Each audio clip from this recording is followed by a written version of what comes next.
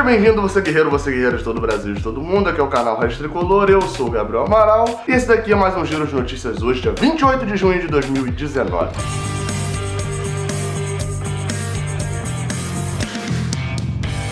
Não se esquece, antes de mais nada, que aqui embaixo tem um botão assim, tá cinza pra cima, o pra baixo você ignora. O pra cima que precisa ficar azul. Testa aí só se você ou clicar em cima dele se você estiver no computador, ou se você apertar aí na telinha em cima dele se você estiver no celular, se você tiver em algum outro dispositivo, eu não sei como fazer, né? Às vezes você tá vendo lá no futuro, isso aqui em 2035, já inventaram uma nova forma de dar like. Aí você dá também.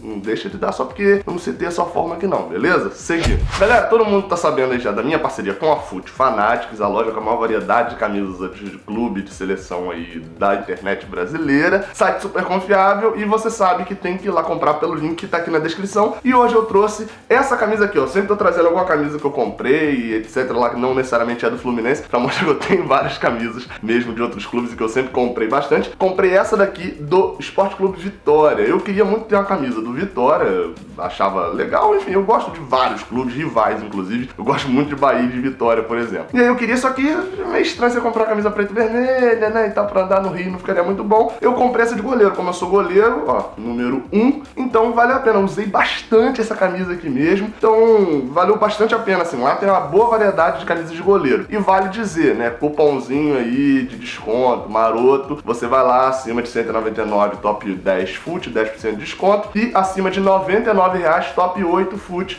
8% de desconto, beleza? Seguimos o vídeo. Vamos falar mais uma vez aqui sobre Pedro. Esse assunto tá me enchendo o saco já. Eu gravei um outro vídeo já, você pode ver aqui no card, falando sobre essa investida do Flamengo em Pedro. Nesse vídeo também falei sobre a questão de João Pedro e do porquê ele não poderia ir pro Manchester City por própria vontade, etc. Enfim, vale muito a pena ver, dar uma olhada aí no card. Sobre esse assunto de Pedro, a grande novidade, né, nesse vídeo que eu gravei, o caso meio que tava encerrado, o Flamengo tinha desistido, etc. Só que voltou o interesse. Exatamente. Alguns portais já noticiaram, inclusive, de que o Flamengo teria feito uma proposta, o Fluminense teria recusado essa proposta. A proposta não foi total difundida em valores, chegaram a surgir algumas especulações, mas nada mais fundado. Mas sabe-se que a proposta por Pedro era por 70% dos direitos dele. Porém, o Flamengo aceitaria essa mesma proposta que ele fez por 70%, fazer só por metade dos direitos. Porque vamos lembrar que 50% só, né, só metade dos direitos, pertencem ao Fluminense. A outra metade pertence ao Arte Sul, clube que Pedro jogou antes de vir pro Fluminense. Quando Pedro vem pro Fluminense na categoria de base, ele já vem só a metade, né? Não é aquele caso de leilão das categorias de base que normalmente acontecia muito, de um jogador chegar com 30% só do Fluminense, sendo que os outros 70% são divididos para clubes de empresário. No caso de Pedro, não. Foi realmente quando ele veio pro Flu, ele já veio só a metade mesmo, porque o Arte Sul sabia que um dia ia render um dinheiro para ele. Então, o Flamengo fez essa proposta, a multa, eu falei no outro vídeo de que a multa era 50 milhões de euros. Só que já foi noticiado de que essa é a multa para transferências internacionais. Para transferências nacionais, a multa é um pouco menor. Eu calculo que seja de 40 milhões, que se tire 20% da multa internacional. Sobre essa nova investida, o Fluminense, como eu falei, negou, mas o Flamengo, uma notícia que saiu nessa sexta-feira no portal Globoesporte.com, na verdade é mais uma análise do que uma notícia, né, melhor dizendo, é de que o Flamengo tentará fazer com Pedro a mesma coisa que aconteceu, da mesma forma como agiu com o Henrique Dourado, lá no final de 2017. Como que foi a ação deles? Fez uma investida inicial e falou, ó, tô aqui. Aí o Fluminense falou, não, meu amigo, vou vender pro Flamengo? Não, vou vender lá pra fora, vamos ver aí. E não chegou propostas. E aí o Fluminense precisava vender, vendeu pro Flamengo por, na época, acho que 11 milhões de reais, mais ou menos. O Fluminense ficou com 7 milhões e alguma coisa. Porém, a matéria ignorou ali dois pontos importantíssimos para essa comparação não ter muito sentido. Primeiro, o Flamengo não tá fazendo um negócio de 10 milhões de reais agora. Ele tá fazendo um negócio aí, vamos botar por baixo de 25 milhões de euros. Só pra gente lembrar, a venda que deu um boom no caixa do Flamengo foi de 45 milhões de euros. Ou seja, ele estaria gastando mais da metade desse valor em um jogador. E dentro disso, o investimento do Flamengo em Pedro, né? Além disso, ainda teria investimento de salário, etc. E um outro ponto que pra mim é o central, que eles ignoraram nisso daí, é o sentimento da torcida do Fluminense em relação à diretoria, todo o sentimento do tricolor em relação a esse negócio. Por quê? Apesar de Henrique Dourado ter ali, né, a ceifada e tal, que a gente comemorava muito assim em 2017, foi um cara que, pô, em 2017, tanto que tem copo dele, né, um dos únicos jogadores que tem copo do Fluminense com a carinha dele, é só ele, Pedro, Ganso e Gum. Porém, a gente tinha uma noção ali em 2017 de que Henrique Dourado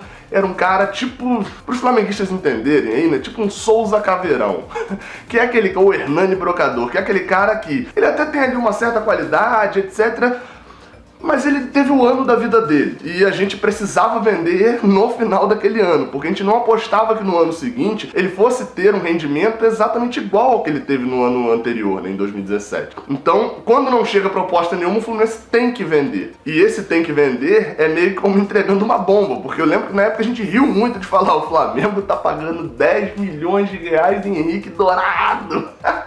Muito obrigado, Flamengo. E essa análise meio que se concretizou com a temporada horrorosa dele em 2018. Já falando de Pedro, aí a história é diferente. Primeiro, o sentimento do tricolor em relação a Pedro é de um jogador que foi convocado para a seleção brasileira, revelado nas categorias de base de Xerém, sendo destaque na base e no profissional. Um cara que mesmo depois de uma lesão seríssima, voltou e, como eu sempre venho repetindo, 5 jogos no Brasileirão, 3 gols.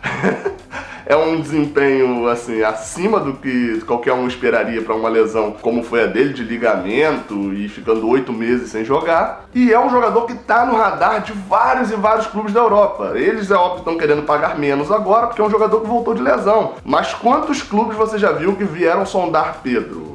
Benfica, Lyon, Porto, Atalanta, Bordeaux, Manchester United e o próprio Real Madrid, que já tinha um negócio fechado no momento da lesão. Todos esses clubes foram os que eu lembrei de cabeça aqui agora. Deve ter muito mais. Então não é simples o Flamengo agir dessa forma, não. Por quê? Porque qual é a espera do Fluminense? O Fluminense está esperando abrir a janela de transferências internacionais, que abre agora em julho, para poder receber propostas lá de fora, né? Ainda não recebeu nenhuma proposta que seja ali daquelas impossíveis de recusar. O Fluminense aguarda, esperar abrir a janela para receber alguma proposta. E a aposta do Flamengo é que o Fluminense não se receberá nenhuma proposta agora, não receberá nenhuma proposta boa, suficiente, e aí o dinheirão que o Flamengo botou lá na mão do Flu vale a pena e a gente venda para eles. Existem aí 2 pontos, né? Um a favor da venda, um contra a venda, né? Eu diria um positivo e um negativo. O positivo é que essa nova diretoria que acabou de entrar no Fluminense, eles estão desde 2015, né? Vamos botar aí praticamente quando o Mário Bittencourt decidiu vir candidato a presidente na eleição. Desde então, são aí quase 4 anos que eles estão batendo na mesma tecla da gestão anterior, estão fazendo a mesma coisa, direto.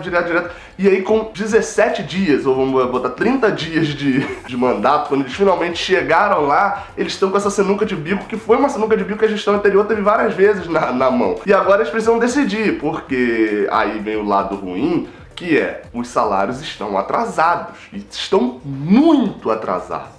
Então, o Fluminense precisa de dinheiro. A sinuca de bico é: o Fluminense defende, ou a diretoria, né, defende os interesses do Fluminense, mantém a autoestima da torcida lá em alta, né, mantém a moral deles boa também, porque eles foram eleitos com batendo muito nessa tecla do Fluminense é grande, do Fluminense tem força, etc. E aí eles vão e dão essa tacada. Porém, do outro lado também tem a bola ali dizendo que os salários estão atrasados. O Fluminense está recusando a proposta de, vamos botar aí, quase 50 milhões de reais, que pagaria todos os salários do elenco. Então o clima vai ficar complicado. Então tem essa sinuca de bico para resolver. Mas como eu sempre venho dizendo aqui no canal, você pode se perguntar: como que resolve isso? Eu não sei. porque eu não sou o presidente do Fluminense. Eu não me candidato à presidência do Fluminense porque eu não me considero apto para resolver esse tipo de coisas. Então, temos que esperar o Mário Bittencourt. E dentro desse caso ainda, nessa sexta-feira, ele vai conceder uma entrevista coletiva lá no CT. Então, esse vídeo tá saindo, mas logo na sequência aí, nas próximas horas, após o treino do time profissional no CT, deve haver novidade, porque ele vai dar entrevista, provavelmente deve falar sobre esse caso de Ganso, sobre o caso do doping do Rodolfo, de repente até sobre a questão da venda de Luciano, enfim, de uma possível venda, de uma renovação de Johnny Gonzalez, etc. Enfim, poderia ter um canal melhor para ter essa comunicação entre presidente e torcedores. Eu vou falar isso no vídeo que sai amanhã sobre dicas de marketing pro Fluminense, beleza? Muito obrigado a todos, saudações tricolores e até a próxima, valeu! Eu tô aqui me perguntando por que você não assistiu esses dois vídeos que estão aqui no canto, aparecendo aqui agora nessa tela final. O vídeo aqui de cima é o envio mais recente que eu fiz aqui pro canal, e o vídeo de baixo é um vídeo que o YouTube separou especialmente pra você, então vale a pena você conferir. Muito obrigado pela moral que vocês têm me dado, não se esquece do like aqui no vídeo, saudações tricolores.